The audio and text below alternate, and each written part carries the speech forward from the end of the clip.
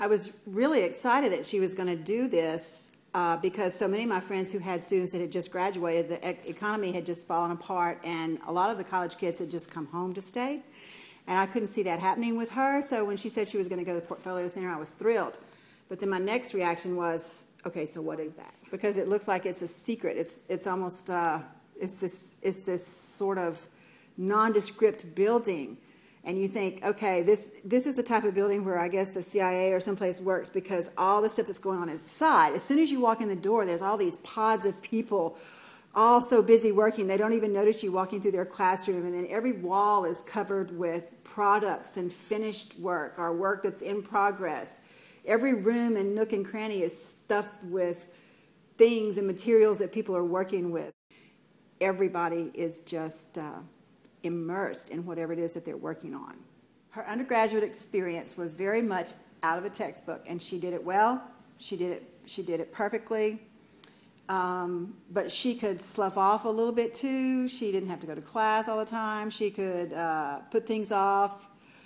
But her PC experience is not something that you could ever find in a textbook. The work that she does, you can't find that in a textbook. There's no textbook lying around that you can just read at home and come in on the last day and take the test and do fine with.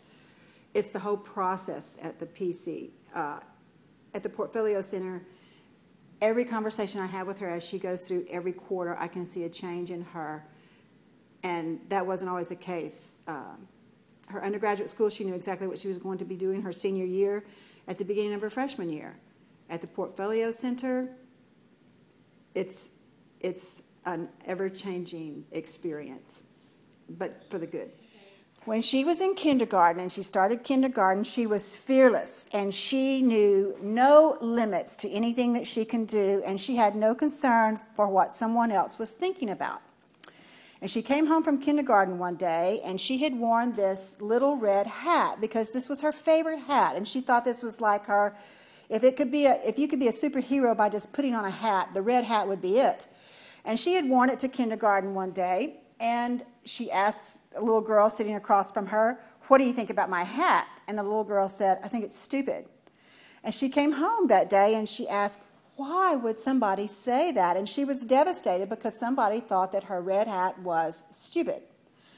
Well, she would still wear hats, but not to school, and she would certainly not wear the red hat to school. And that was the beginning of worrying about what people thought about her thinking or her work or her products. And I saw vestiges of that even all the way through undergraduate school. When she started at PC, it was really interesting because in one of the phone conversations she called me and she said, "You know what, I think all of the people who were like I was when I was in school are at PC. None of us really followed the crowd. We all had the so-called red hat thing where we thought something was so wonderful and somebody else who just didn't get it thought it was stupid." And she said, "Now I realize that if they don't get it, it's not us that is not thinking right." So that's what I've seen with her. I've seen her, since she's been here at Portfolio Center for a year, recapture that fearlessness of being aware of what other people think, because that's important for the product, but having such a high value for the fact that she does look and think differently at things than just the crowd or the masses of people out there. And that's been great. I've been really excited to see her recapture that courage and that just that fearlessness about life.